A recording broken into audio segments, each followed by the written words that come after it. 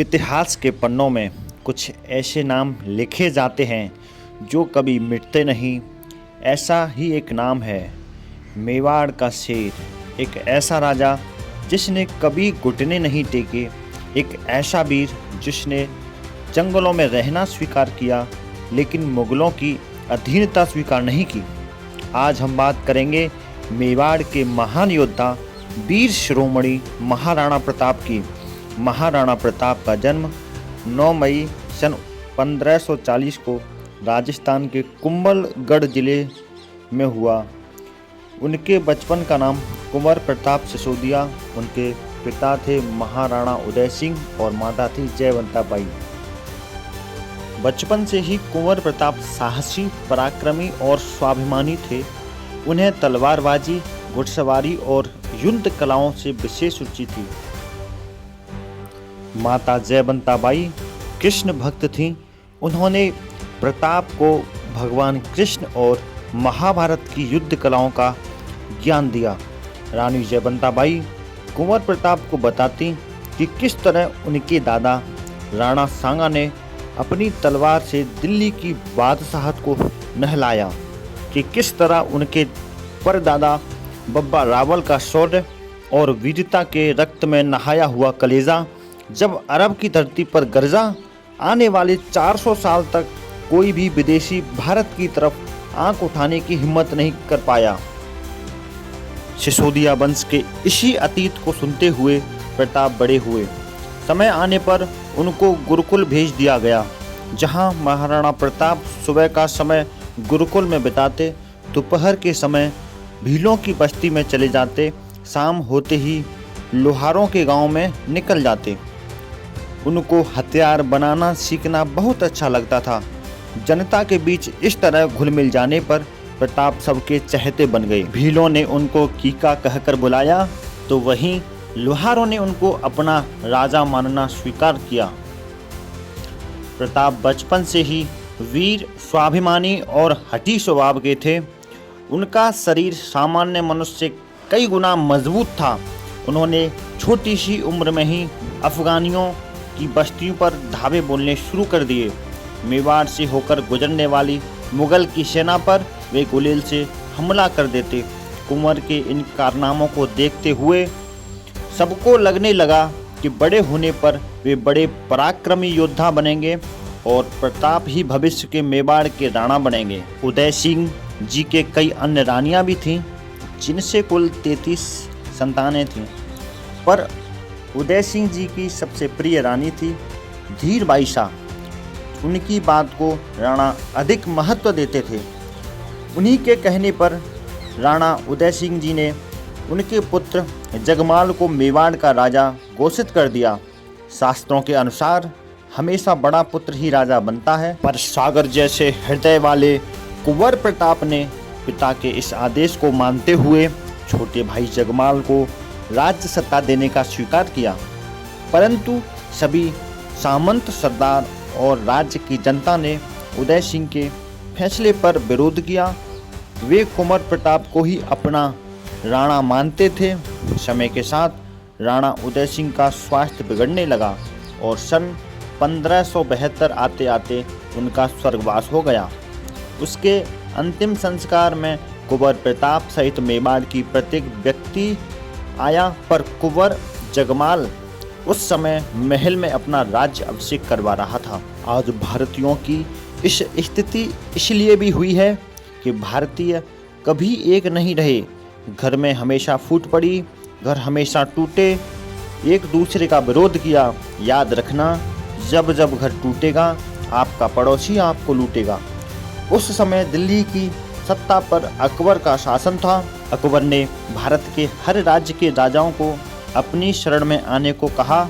तभी जगमाल डर की वजह से मेवाड़ छोड़कर अकबर से जा मिला। इसके बाद साल 1573 को कुंभलगढ़ की राजगद्दी पर वीर शिरोमणि महाराणा प्रताप का विधिवत रूप से राज तिलक कर दिया गया। कौन है ये महावीर जिसे दुनिया ने मेवाड़ मुकुट हिंदुआ सूरज का नाम दिया? मेवाड़ की राजगद्दी पर बैठने वाले महाराणा प्रताप एक ही बार में दुश्मन को घोड़े सहित काट डालते थे। वो परम स्वाभिमानी शिव भक्त थे, जिनके नाम से ही दिल्ली की बादशाहत कांप जाया करती थी। उन्होंने जंगलों में रहना स्वीकार किया, लेकिन कभी अकबर की गुलामी स्वीकार नहीं की। 72 किलो का भाला, 81 किलो की छाती कवच और 208 किलो के भारी वजन के साथ महाराणा युद्ध भूमि में निकलते, जिनके रौद्र रूप को देख सामने वाला दुश्मन अपना रास्ता पलट लेता। हल्दी घाटी के युद्ध में विशाल मुगल सेना को जबरदस्त टक्कर दी। दिवेर के युद्ध में मुगल सत्ता को घुटनों पर ले आए। अपनी छावामार युद्ध नीति के दम पर मेवाड़ को फिर से आज़ाद करवा के केसरिया ध्वज लहरा दिया। मुगलों के 36 किलों को जीतकर 40,000 मुगलों को आत्मसमर्पण करने पर मजबूर कर दिया। जिनके भाले की नोक से शत्रु का रक्त कभी सूखा नहीं, जिनकी तलवार ने पराजय का मुंह कभी देखा नहीं। ये गाथा है उस वीर शिरोमणि महाराणा की, जिनके सामने हर भारतीय बारंबार नतमस्तक होता है। ये गाथा है रौद्र रूप एकलंग अवतारी वीर महाराणा प्रताप की। आइए सुनते हैं श्याम सिसोदिया से वीर महाराणा प्रताप के बारे में। 28 फरवरी 1572 को महाराणा मेवाड़ की राजगद्दी संभाली। इस समय मेवाड़ की स्थिति काफ़ी खराब थी। पिता उदय सिंह जी के मुगलों के साथ युद्ध में मेवाड़ की पूरी अर्थव्यवस्था बेकार हो चुकी थी, खजाना खाली हो चुका था और चित्तौड़ सहित मेवाड़ के बड़े भाग पर मुगलों का अधिकार हो चुका था और अकबर मेवाड़ के बचे हुए इलाके पर भी अपना अधिकार करना चाहता था। महाराणा प्रताप ने राजा बनते ही अपने समस्त सरदारों को बुलाया और उनसे कहा कि रघुकुल मान सदैव ऊंचा रहेगा। मेवाड़ की छाती पर लहराता मुगल ध्वज मेरा कलेजा चीर देता है। बहुत जल्द हवाओं का रुख बदलेगा और मेवाड़ पर केसरिया ध्वज बड़ी शान से लहरेगा। मेवाड़ का भविष्य जरूर चमकेगा। मैं शपथ लेता हूँ, जब तक मेवाड़ को पूर्ण स्वतंत्र नहीं करवा लेता तब तक शांत नहीं बैठूंगा। राजमहलों में नहीं रहूंगा, पलंग पर नहीं सोऊंगा, सोने चांदियों के बर्तन में भोजन नहीं करूंगा। इसी के बाद राणा प्रताप जी ने अपनी सेना को संगठित करना शुरू किया। मेवाड़ के भीलों के गांव का दौरा किया। भील योद्धाओं को अपने साथ जोड़ना शुरू किया। लोहारों को हथियार बनाने का काम सौंपा गया। सरदारों को युद्ध कलाओं का अभ्यास करवाया जाने लगा। महाराणा द्वारा सेनाओं के निर्माण का समाचार दिल्ली के बादशाह अकबर तक पहुंचने लगे। अकबर ने भी अपने राणा जी को रोकने की पूरी तैयारियां शुरू कर दी। अकबर ने अपनी अधीनता स्वीकार कराने के लिए अपने दूत भेजने शुरू किए। जलाल खां कोरची अकबर का चतुर दरबारी में से एक था। उसको महाराणा प्रताप जी के पास भेजा। महाराणा ने अधीनता की बात सुनकर जलाल को वापस भगा दिया। अकबर ने आमेर के राजा मानसिंह को प्रताप के पास भेजा। महाराणा ने मानसिंह का एक अतिथि की तरह सत्कार किया। महाराणा ने अपने पुत्र अमर सिंह को मानसिंह के सत्कार के लिए लगाया। वे खुद नहीं आए क्योंकि महाराणा ने कहा एक राजपूत के संबंध तुर्क से हों, उसके साथ भला कौन आएगा। मानसिंह राणा का संदेश सुनकर गुस्से में अकबर के पास वापस लौट गया। 18 जून 1576 को संसार के अनोखे युद्ध का आगाज हुआ। मुगल सेना में मुगल और राजपूत थे, वहीं महाराणा की सेना में राजपूत, लोहार, भील और पठान थे। पहले युद्ध में मानसिंह 1 लाख मुगल सेना लेकर आया, वहीं महाराणा अपनी 20,000 सेना के साथ थे। कुछ ही पल में मेवाड़ और मुगल सेना आमने सामने आ चुकी और आपस में युद्ध में तब्दील हो गई। एक ऐसा भयंकर युद्ध, मेवाड़ की सेना मुगल सेना की गर्दन उड़ाते हुए आगे बढ़ती हुई।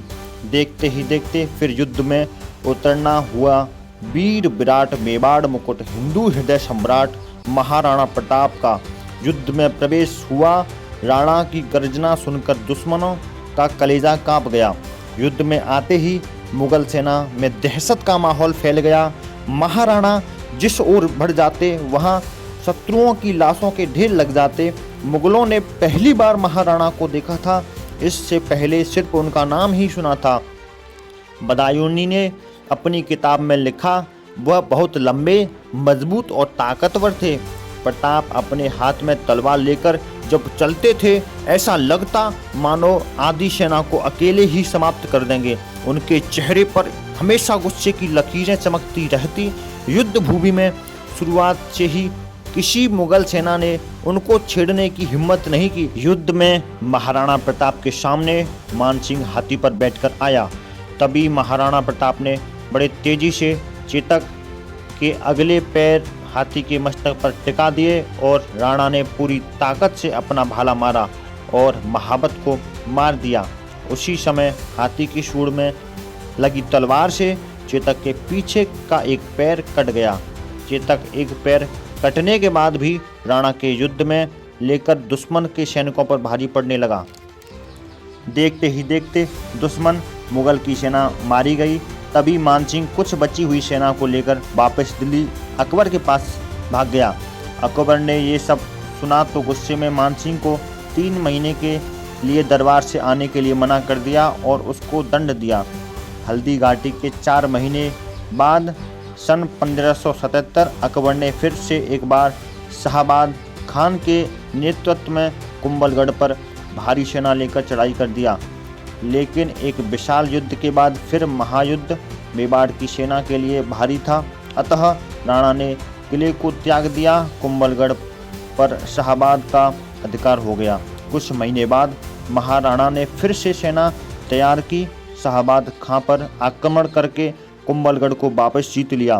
कुंभलगढ़ जीतने के बाद महाराणा ने आगे की रणनीति बनाई और सभी सरदारों को बुलाया और कहा, हमें सिंध की तरफ निकलना चाहिए और धन की व्यवस्था करनी चाहिए, जिससे एक विशाल सेना को युद्ध के लिए तैयार किया जाए, जिससे अकबर पर आक्रमण किया जाए। उसी बीच परम दानवीर भामा शाह ने महाराणा के लिए अपना खजाना खोल दिया। भामा शाह ने 25 लाख रुपए की राणा की सेना के लिए मदद दी। बस यही से असल संघर्ष शुरू हुआ। सन 1582 में दिवेर के दर्रों में स्थित मुगल थाने पर आंधी के समान टूट पड़े। हुकुम रुद्र रूप धारण कर चुके थे। उन्होंने अपने सामंतों को आदेश दिया कि किलों को चारों तरफ से घेर लो, कोई बचकर नहीं जाना चाहिए। तभी महाराणा के पुत्र अमर सिंह ने अकबर के चाचा सुल्तान खान पर भाला फेंका, जो सुल्तान खान के घोड़े सहित आर पार निकल गया। 36,000 मुगलों ने महाराणा के सामने आत्मसमर्पण कर दिया। महाराणा ने दिवेर के किले पर केसरिया ध्वज लहरा दिया।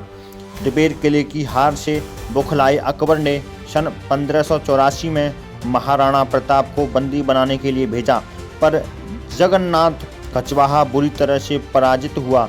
उसी के बाद महाराणा ने कमलमीर के किले को जीत लिया, जहां कमलमीर के अधिकार को अमर सिंह ने कई टुकड़ों में काट डाला। इन्हीं लगातार जीतों के बाद 1585 महाराणा प्रताप ने चावंड को जीतकर अपनी राजधानी बनाया। महाराणा प्रताप जी ने अकबर के 32 किलों को जीतकर अकबर का जीना हराम कर दिया। इसके बाद महाराणा प्रताप मानसिंह से अपने द्वेषों का बदला लेने के लिए अपनी सेना लेकर आमेर के मालपुरा पर आक्रमण किया। वहीं से मानसिंह की बेशुमार दौलत को अपने कब्जे में ले लिया।